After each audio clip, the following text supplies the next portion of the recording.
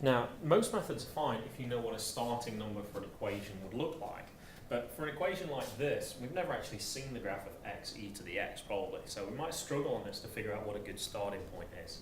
So what we can try doing is we can try rearranging the equation, hopefully to get two things that we know what the graphs look like. And then if we set them equal to each other, we're just looking where do the graphs intersect. So I divided both sides by e to the x here. I got the graph of y equals x and y equals e to the negative x.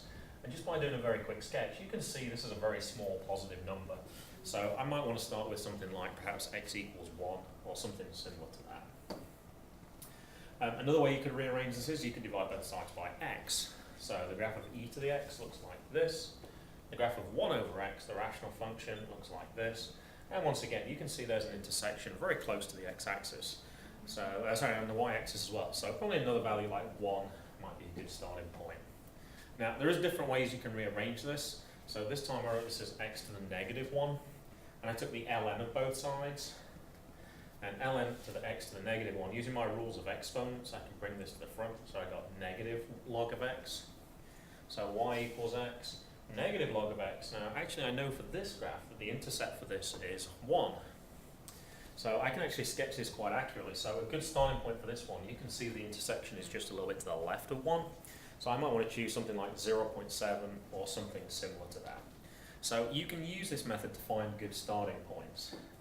Now, if I go back to this equation, once we've figured this out, I can bring this to the other side and make this equal to 0. Plug in that starting point, and now we've got questions like we had last lesson.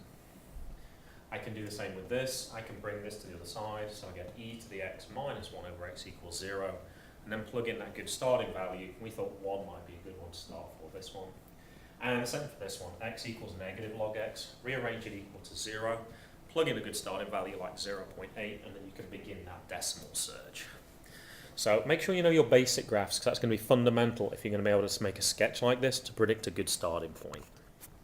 Now, another key skill you have to be able to do is to arrange a polynomial like this into the form x equals something. Now, there's actually several ways you can do this, and we actually use this as an iterative or recursive formula. So one way I could do this is I could bring everything to the other side, with the exception of the x to the 4th. And to find x by itself, I could just do the 4th root of both sides. And I've managed to get it to say x equals, notice it says capital F of x, just to show you it's a function, but not the same as the original function. And that could be one example of what I could do. I could rearrange for other variables as well.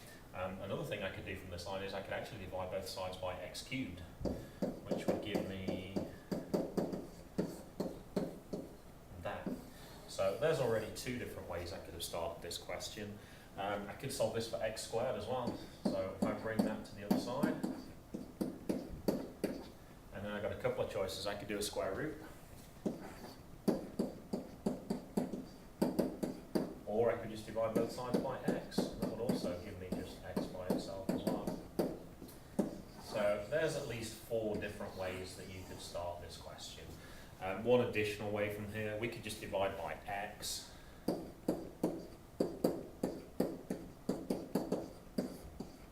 And then do a cube root to give us x. So there's a lot of different variety that you can use for this. Now at the moment you might be wondering, well, which one of these should I choose and which one's the best one for that I'm going to use? Well, actually it's not particularly obvious at this point, but when we try on search, some of these are going to converge, which means we're going to get closer and closer to the root. Some of them are going to diverge, which means they're going to get further and further away from the root. And it's not always obvious which is which. So if we've got lots of different options, we can try one. If it converges, we're good. And if not, we need to find another possible way of finding the answer to this question. Now, applying the idea to a question such as this, x cubed minus 3x minus 5 equals 0. And we can try rearranging this. So I can bring everything to the other side of the equation and do a cube root. And this is certainly written in the form x equals capital F of x, like we talked about earlier. Now, I actually made a little sketch of what the graph looks like for this. And you can see that there's clearly a root between 2 and 3 for this, probably slightly closer to 2 as well. And we can use that to help us with this formula. Oops. So what we do then is we're going to change this expression into this formula. So notice I replaced x by x of r plus 1, and I replaced x here by just xr. So what that means is we're going to plug a number into here, get an answer, and that's going to become our new value of x, and we're just going to keep repeating the process over and over again. So from the graph it says 2 is close to a solution. So let's have a look on the next page to see actually how good it is. Now if you plug 2 into that formula, and you might have to go back and check this on your calculator, excuse me, you find that you get 2.22, which I said before 2.22 might be good, and appears it was. If we plug that answer in, then we get this, and if we keep doing this, what you should notice is the answers change just a tiny little bit each time, and we're getting closer and closer to an answer. In fact, by the time we do this for the 7th, 8th and 9th time, you can see we have identical answers. Now I've put the differences here just so we can compare, and you can see they're getting pretty close to 0 at this point. So we are getting closer and closer to an answer. Now also, when I'm doing these questions, I might want to check either side as well, just to make sure if that answer is correct. So it looks like this might be the answer to 5 decimal places, but I checked to 6 decimal places. So I went below, and I went above, and from that one, I could say that that is indeed the correct answer, because that one's going to be closer. So a little check at the end of the question, just to make sure if that is correct, just so you don't drop that last point on questions.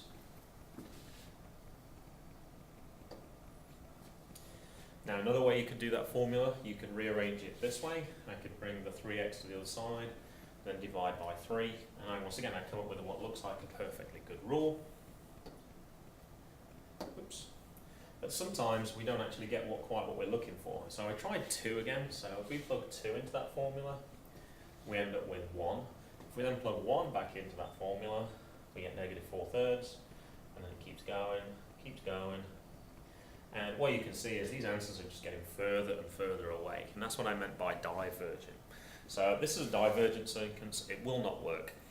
So when you rearrange, you're not necessarily going to know if you've chosen the right one to begin with.